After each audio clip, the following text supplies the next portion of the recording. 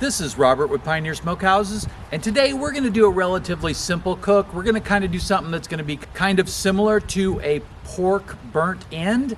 So basically I have some cube pork that I bought at the store, and I'm going to slow smoke that, and then I'm going to add it in a foil tray with some barbecue sauce and speed that up a little bit. So first, I've just got this and I want to make sure I get it seasoned in, and we're just going to go ahead and I'm going to load it up with some recycled charcoal is what I call it. It's really just charcoal that I was able to reclaim by putting it out when I cut off the oxygen supply. So if you want to check that video out, I do have a short video on that, and you can go ahead and take a look at that. Right now, I'm going to just set this in here, and I'm going to grab some charcoal and fill that up from my reclaim bucket. I'm not going to remove the outer ring, but if yours is not wired in like mine, I would recommend that you go ahead and do that, because the whole idea of this is to increase the airflow to maximum. We don't need to allow any more air in than what we want to achieve for our heat, but this way we can make sure that we're getting good airflow all the way around, and as we manage that airflow in, it will get to the charcoal where we want it to be. Give me 1 second to get the charcoal loaded in here, and we'll get it started up. So I went ahead and poured in my reclaimed charcoal. Now, what that consists of is a little bit of charcoal briquettes and a little bit of lump charcoal. When I do a fresh load, what I normally do is I normally layer the bottom with some lumps of wood and regular briquettes. Then I put in 3 large pieces of lump charcoal, not excessively big, but some of the larger ones.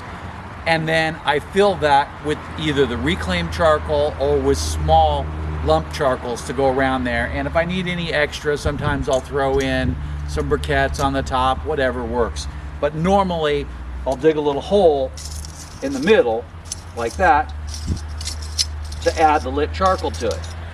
So then we'll go around like that, get that going. Now I have these 3 blocks, and these ones are just a little on the smaller side, but because we're using this basket, I want to go ahead and do it that way. And like usual, I'm going to place one here, one kind of off to this corner, and then one in the opposite side like this. So that way what we get is kind of a triangle effect, so they don't all light at the same time, and we'll get the smoking effect. Now, I'm going to burn all of this today. I'm not going to try to reclaim any of it. I want to just go ahead and start fresh and use it all up. But normally I would be saving a little bit of this down the bottom, so I might consider even filling it a little bit fuller, but not today. So I'll pop that picture right there before I dump this in here. I have my charcoal chimney here, and it's going, and it's so close to ready. I'm going to take it over top of here and give it a little shake. Trying to keep it over top of the grill so that way none of the sparks get on the ground. Last time I burnt some of the debris in the driveway, and that's really not good. We're just at the end of our dry season here, and I actually had to take last week off because we had no charcoal grills allowed last week. So we're right there, and I'm going to go ahead and pour this in.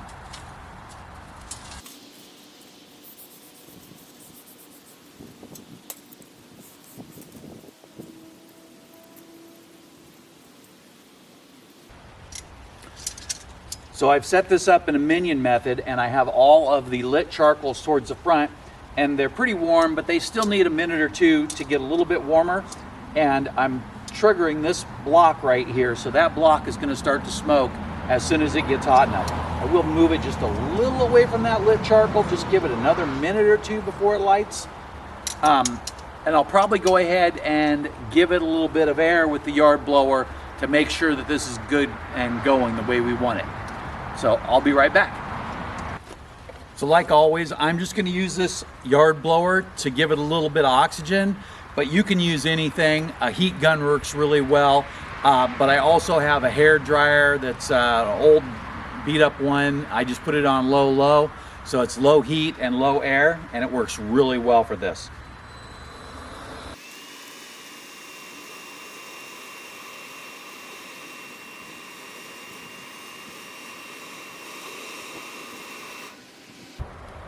So we've got a flame going now, so that means that we're plenty hot enough here, and we want to keep this away from anything flammable when we're doing this in a completely open environment like that.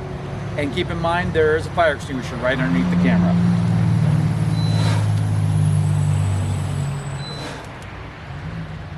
Trying to keep the wood block from lighting too soon.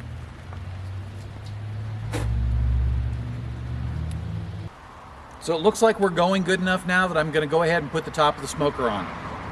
So everything here is pre-assembled, and I tend to leave it assembled as much as possible. I make sure that when I put it away that I've given it a little burn off to make sure that it's clean enough to use the next time. And then I'll keep everything, like the thermometer needs to stay out of the rain, so I need to put it over there. Obviously we didn't have rain the last week or so we were just fine. But we'll go ahead and turn this on so we can monitor the temperature and see where we're at.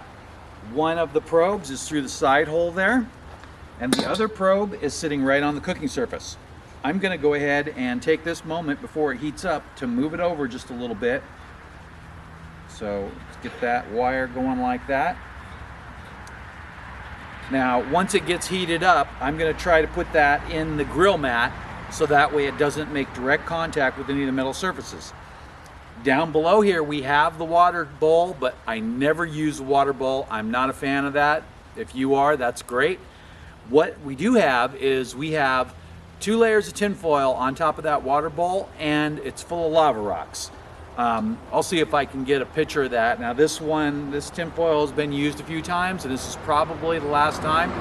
I will take the top layer of tin foil and I will peel it off and throw it right in the garbage can, and we won't even have to worry about it. And we're starting to heat up now, but we are not anywhere near cooking temperature yet. So let's go ahead and put the lid on this and take a little break. So I forgot to mention in the last scene there that I did open up the top holes fully and the front holes fully. Until we get up to temperature, that should provide the amount of airflow that I need to get the preheat done. But I'm going to go ahead and take this off for a second, and I'm going to set one of these on here. Now everybody knows that I love my grill mats. The one thing about with the round smoker is that you might have to cut a grill mat to custom fit. This one is fit for the Big Chief electric smoker, but it just barely fits in here. So if I had a bunch of them that were cut to this size, I could just trim off the corners a little bit and they would actually still work pretty well in the Big Chief. Now before this gets too hot, I'm gonna go ahead and pull it out and transfer it into the grill mat. And I want it not next to the side, but I want it kind of in the middle here and not touching any metal. So I think that's pretty decent. I'll be able to get a decent surface reading right there. And then I still have plenty of area there to cook on, and we'll go ahead and go from there. So I'm gonna put this back on and let it keep preheating. I need to know what my temperature is in there, and without the lid on, I can't get readings from either of the thermometers on the top or the probe. So here in the bowl, I have some cubed pork, and I always use a bowl that is a lot larger than what I need for the minimum. The nice thing about that is we can spread stuff out and we can get a nice little layer on there of all the seasoning, and then it'll mix well.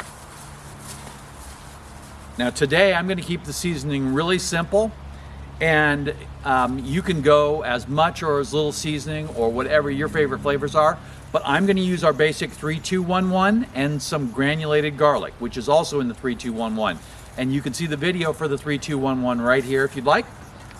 And then first I'll start with garlic, and I've got some Spice Hunter granulated garlic here, and I'm gonna put a little layer on there. Pork and garlic go together really well. Onion is also pretty good on pork too, but I prefer the sweeter taste of the garlic. And now we have the 3-2-1-1, and every time before I use this, I shake it. That's the reason I put it in such a large container. And this container is just a recycled garlic container.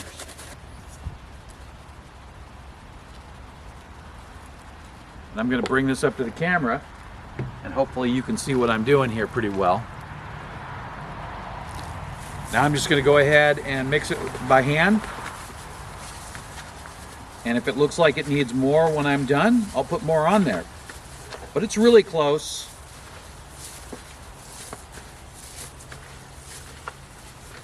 Probably just go just a little bit more. So this is what it looks like all mixed up. And everything is just well coated.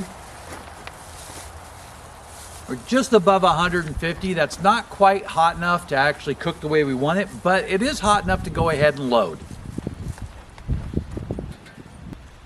So I went ahead and loaded it on there, and I spread it really even, and tried to make sure that there was, you know, a fairly good amount of gap so there'd be good smoke circulation.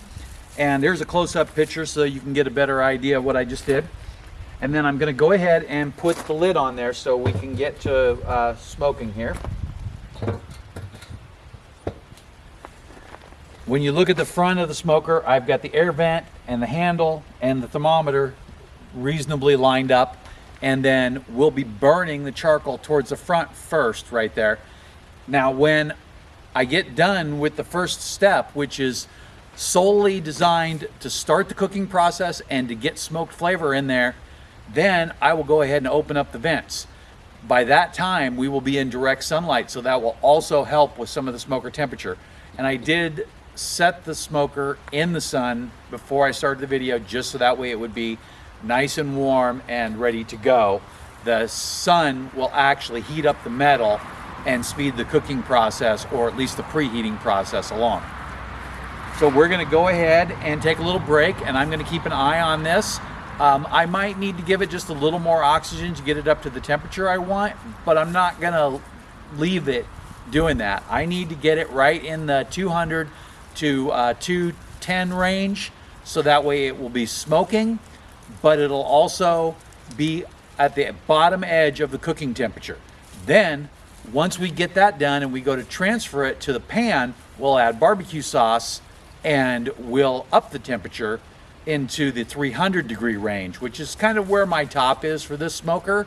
Much more than that you really have to stress, plus you have to use a lot more charcoal, and lump charcoal at that is best for higher temperatures. So let's go ahead and take a little break, and that'll just be 1 second for you, and I'm not exactly sure how long for me yet, but I'll let you know when we come back. I wanted to pop on real quick here, and I wanted to show you this. So I don't know if you can see that the arrow is pointing almost straight up, and about straight up is 225. So that's near the top of the cooker. And the probe thermometer that is going into the grill mat is reading 216, and the one in the body is reading 225. So we are at the top range of my preferred temperature. Now I did give it a little bit of air, so that'll keep the temperature up near the top. Now I'm going to watch it for the next couple minutes, and if it keeps going up, I'll go ahead and start closing down the vents a little bit.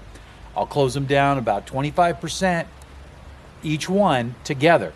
So the top one 25% down, and then the bottom one 25% down. And I can feel right here how the temperature is, and it's really close. I think it could go up just a little more. So I'll go ahead and do that, and we'll be right back in a second for you. So we are back, and it's been slightly over 2 hours that it's been inside the cooker. Currently I've got the vents adjusted just around 50% for this one and the one down there. And now we're going to need to kick up the temperature. So we're going to need to open those vents all the way. I'm going to go ahead and put my gloves on. Technically I'd probably be okay, but most people it's going to be a little on the edge of hot for them. Not burning you, but uncomfortable. Food's still in here. I'm going to go ahead and take the whole thing off and move it over.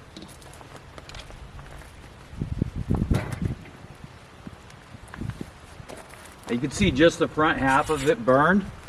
So there's still plenty of charcoal in here. I'm going to go ahead and give it a little mix.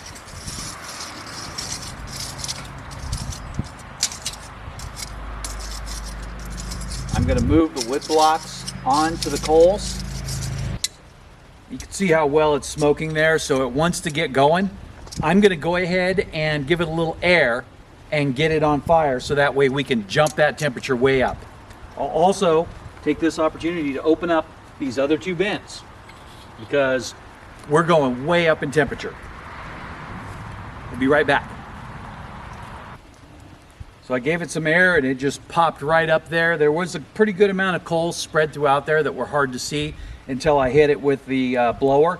And you can see that it's actually burning flame right now. A lot of that has to do with the wood blocks. And if we need more temperature, we'll just add a little bit of kindling in there. So I'm going to go ahead and put this back on there.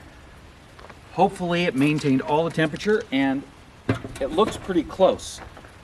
Looks like it was in the about 190 range. And let's see what the thermometer says really quick before it changes. Thermometer says that right now it's at 225 and climbing. So I do have the vents on the bottom fully open, and you can see this top vent's open and smoke is pouring out.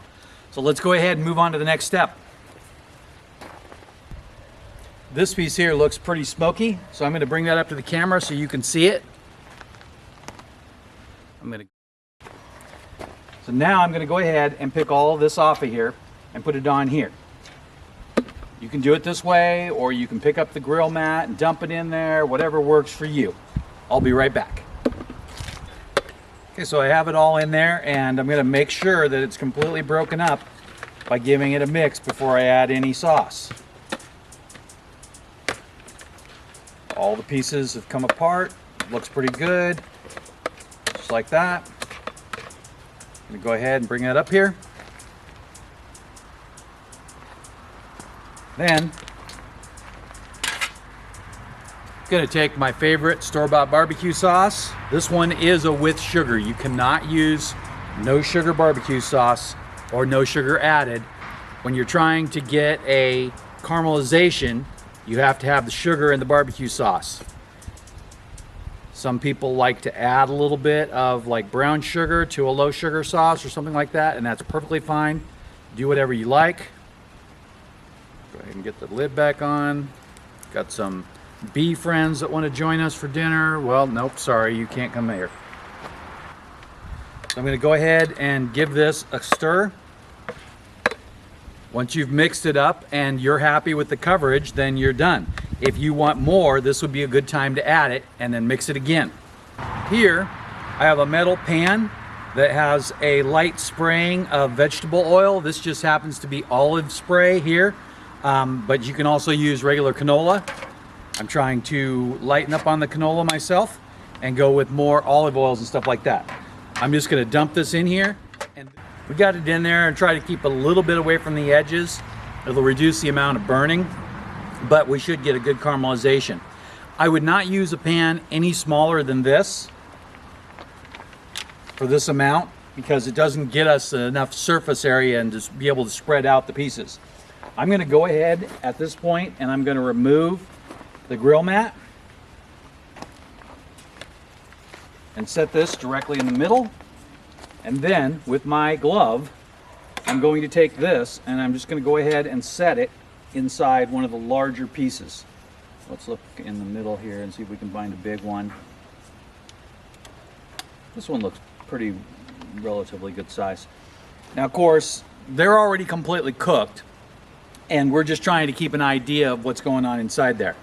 So I'm going to go ahead and put the lid on, and then we're going to add oxygen until we get up to the temperature that we're looking for. And if I need to, I will add some kindling to the fire also, which will definitely help. So we'll take a quick break and I'm going to watch the temperature and see where we go. So we are back for a second here and we are headed right where we want. The cooking chamber temperature reading is 316 and this one is climbing up. It's at about 275 now, but we're trying to get this up into the 300 range. Now this gauge at 300 the surface temperature will be pretty close to 300. It's just a little off, but not much. So if we can get that up another 20 degrees there, then we'll be fine. I just want to get that light caramelization on it, and if it doesn't caramelize as completely as I want it, I'll just get the blowtorch out and finish it off. Let's go ahead and take another break. That'll just be a second for you and probably up to an hour for me.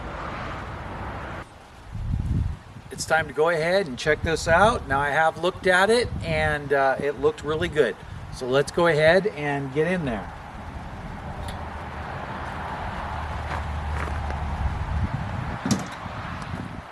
First thing I'm going to do is I'm going to go ahead and remove the probe.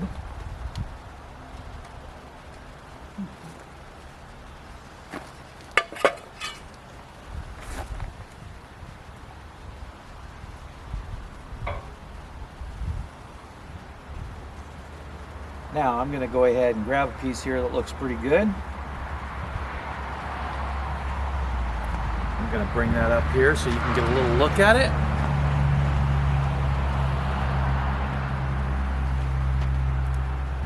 Pretty small, so I guess I'm just going to eat it.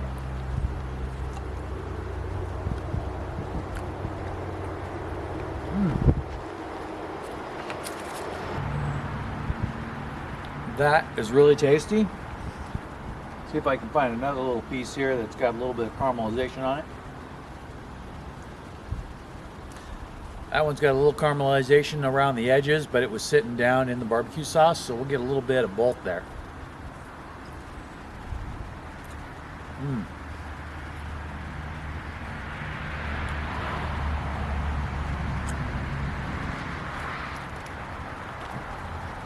That is perfect.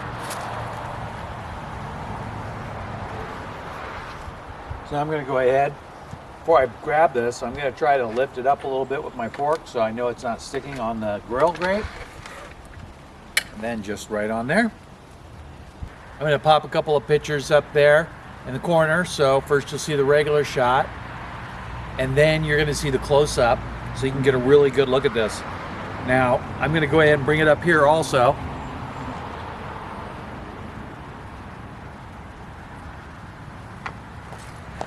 Boy, that's tasty looking. And like I said, it tastes great. So I'm going to go ahead and put the lid on this, and I'm going to let it go ahead and run. I'm trying to burn off all of the charcoal in today's cook, so that way we don't have to worry about that or anything, and we'll let it go. Hopefully we'll get it up in temperature a little bit and make sure that that thing is completely burned off. The nice thing about using the pan in the last process is that it is going to be really hot. So to recap, what we did today is that I used the new charcoal basket, so that way we could test that and get it a little seasoned. And I cooked diced pork similar to burnt ends, to where first I smoked it and then I added some barbecue sauce to it and cooked it off in the foil pan here to get it a little caramelized, and make sure that I got this up to a high enough temperature, which was just above 300, so that way we got the effect that we wanted, and it tastes amazing. So if you saw anything you like in this video, there'll be affiliate links below. I will get compensated for those, but they won't cost you anything, so thank you. And I hope you did enjoy the video, and have a great day.